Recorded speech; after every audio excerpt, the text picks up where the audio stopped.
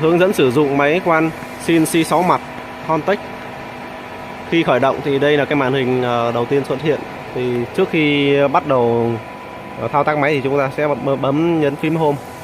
Nhấn phím home để các toàn bộ máy đã phải về home. Và lưu ý là nếu mà trường hợp có mấy cái công tắc tắt khẩn cấp ấy, ví dụ như công tắc này hạn máy có 3 vị trí tắt khẩn cấp. Ngoài ra còn một vị trí công tắc tắt khẩn cấp ở phía cạnh và phía sau. Phía cạnh và phía sau. Thì chúng ta sẽ kiểm tra tháo reset hết mấy công tắc này. Tiếp theo đây là cái sơ đồ bố trí hệ thống khoan và mũi trên máy. Thì gồm có hệ thống khoan số 17 là 18 là máy khoan ngang theo chiều X, 13, 14, 15, 16 là khoan ngắn theo chiều Y. Rồi hệ thống từ 1 đến 12 này là hệ thống khoan mặt từ trên xuống. Lưu ý là trong cái hệ thống khoan mặt này thì có vị trí số 1 có thể gắn được cái mũi khoan tối đa là được 35 mm. Còn các vị trí khác chỉ gắn mũi khoan tối đa là 25 mm thôi, 20 25 tối đa thôi. Còn phía dưới này từ 21 đến 29 ấy, là hệ thống mũi khoan từ dưới lên. Chúng ta có thể gắn đường kính mũi khoan tùy ý.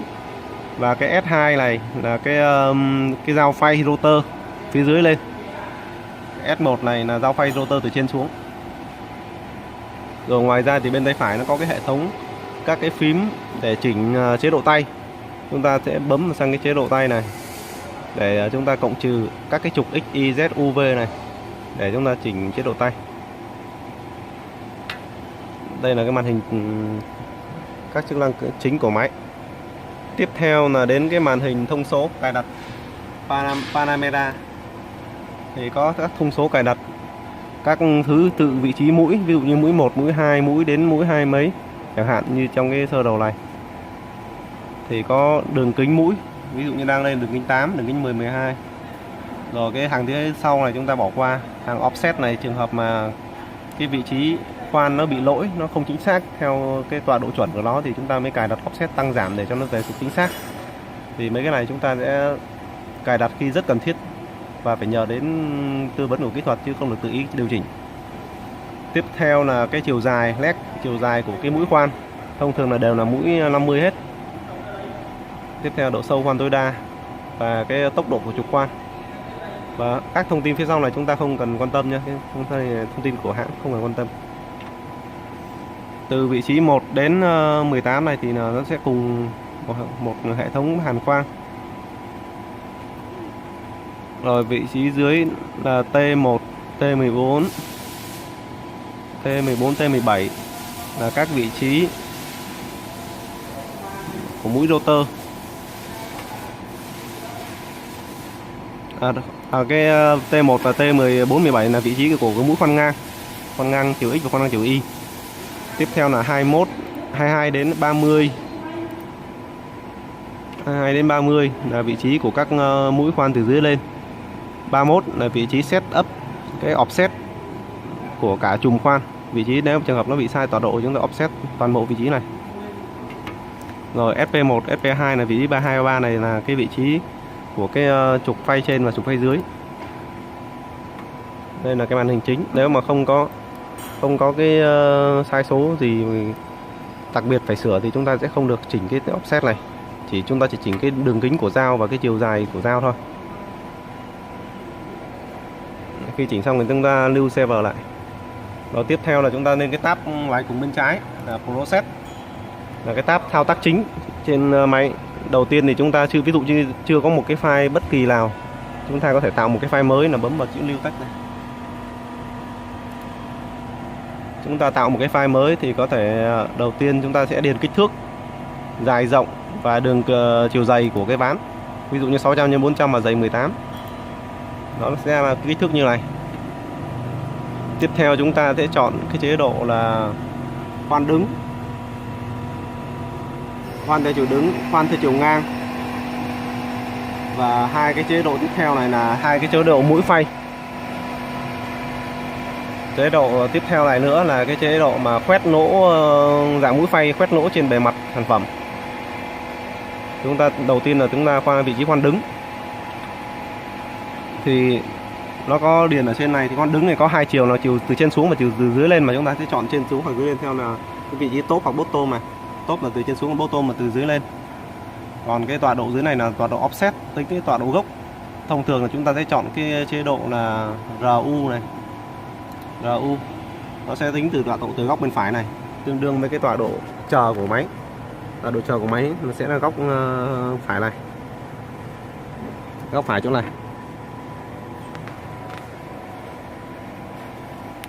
Tiếp theo là chúng ta, ví dụ như chúng ta khoan lỗ thì đây có tọa độ vị trí X của lỗ. Ví dụ như tọa độ 100mm chiều X và tọa độ là 100mm chiều Y. Tiếp theo là đường kính dao là 8, độ sâu là 10.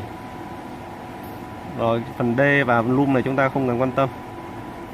Tiếp theo ở dưới nó có 3 cái vị trí tích ở dưới. 3 vị trí tích ở dưới này, trường hợp là chúng ta muốn đánh những cái góc còn lại, để tôi sẽ tích đánh điền cái này trước để chúng ta nhìn thấy. Rồi chúng ta có 10 lỗ ở đây. Rồi trường hợp chúng ta muốn đánh các lỗ còn lại, chúng ta có thể chỉnh lại theo cái này, tích vào 3 phía dưới này, nó chia đều ra các góc còn lại. Đây trường hợp khoan từ trên xuống và từ dưới lên đều dùng như nhau. Tiếp theo là chúng ta sẽ chuyển qua cái chế độ khoan ngang. Khoan ngang thì chúng ta cũng điều chỉnh tương tự. Chúng ta có cái lưu ý là có cái vị trí khoan ngang là có left right, front back, là trái phải, trước và sau, tùy vị trí chúng ta muốn khoan. Offset chúng ta cũng sẽ chọn front hoặc back. Đó, chúng ta sẽ nhìn thấy ở đây, tùy cái vị trí offset chúng ta tính.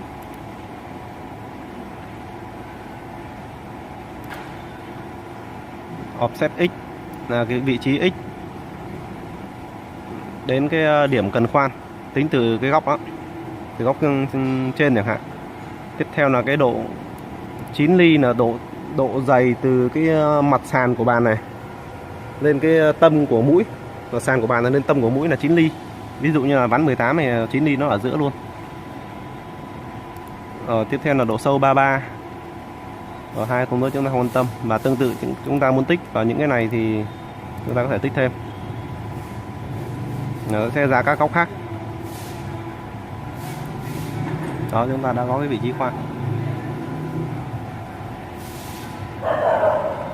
Trường hợp mà chúng ta có một cái chức năng rất hay là trường hợp mà chúng ta không muốn vẽ mấy cái vị trí khoan trên mặt này để chúng ta khoan liên kết chẳng hạn, thì chúng ta có thể tạo một file mới, ví dụ như sau. Rồi chọn chế độ khoan tương tự như vậy, nhưng mà chúng ta tích xuống dưới này, tích hai cái dưới này, nó sẽ tự động quét một cái lỗ bên trên bề mặt. Độ dày này chúng ta có thể để 10 ly hay bao nhiêu tùy. Đây là cái đường kính. Rồi chúng ta ok. Nó sẽ có 4 lỗ trên bề mặt cộng với khoan từ bên hông vào luôn. Rất là nhanh, thao tác rất nhanh. Tiếp theo là cái chức năng phay bên này, là phay một đường thẳng từ trái qua phải hoặc dài ngắn tùy ý chúng ta. Chức năng bên này là từ trên xuống dưới. Rồi ngoài ra có thể là chọn một số cái chức năng khác, là ví dụ như chức năng chúng ta sẽ bấm một cái mũi tên nhỏ này, nó sẽ hiện ra những cái tùy chọn thêm. Đó, ví dụ chạy lỗ tròn chẳng hạn thì cũng có cái vị trí lấy điểm gốc.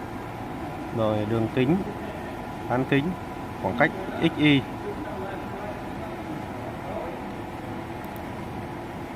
Ví dụ như là cái tấm này sau khi chúng ta vẽ xong, chúng ta sẽ lưu lại.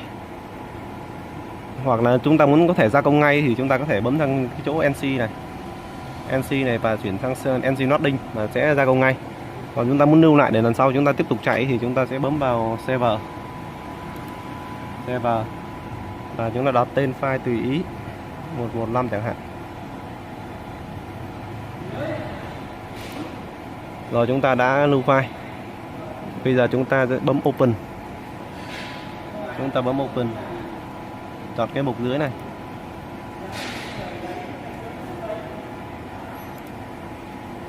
Chúng ta không chọn mục nào, chúng ta chỉ kích mạnh vào cái Open này là nó tự hiện ra thôi. Rồi chọn cái file chúng ta vừa lưu, ví dụ như file 115 này vừa lưu này. Rồi ok. Và chúng ta kích chọn thì sẽ chọn, sau khi chọn cái file này ấy, thì chúng ta sẽ nhìn thấy bên đây này nó có cái số của cái file chúng ta cần chọn. chúng ta click chuột phải chọn Add to Processing, rồi sau đó bấm vào cái tab bên phải này Processing. Nó đã hiện ra những cái máy cái tính năng đang chạy. Khi nguyên bản thì ba cái dấu tích ở trên này nó sẽ không tích. Rồi những cái dấu thứ ba này chúng ta bỏ qua nha, thứ 1, 2 và 4. Chúng ta sẽ tích vào ba dấu này để khi mà chúng ta muốn chạy một hàng loạt ván tương tự như vậy thì chúng ta tích một lần thôi, những lần sau chúng ta chỉ cần ấn Enter, ấn vào nút răn này hoặc là bấm vào cái cóc đạp, nó sẽ chạy liên tục, cứ đạp thôi vào lại chạy tiếp. Rồi khi tích xong rồi chúng ta sẽ nhấn thằng NC Loading. Rồi máy đã chạy xong. Bây giờ chúng ta sẽ nhấn đây lần đầu tiên, máy sẽ về điểm chờ. Rồi khi chúng ta nạp ván vào thì chúng ta sẽ nhấn tiếp lần nữa để bắt đầu chạy.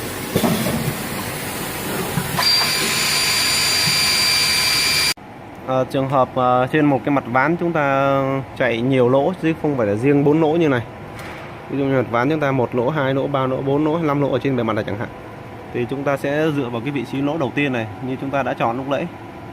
Chúng ta sẽ tiếp tục đến cái vị trí D ở dưới này và vị trí số loom là nghĩa là number.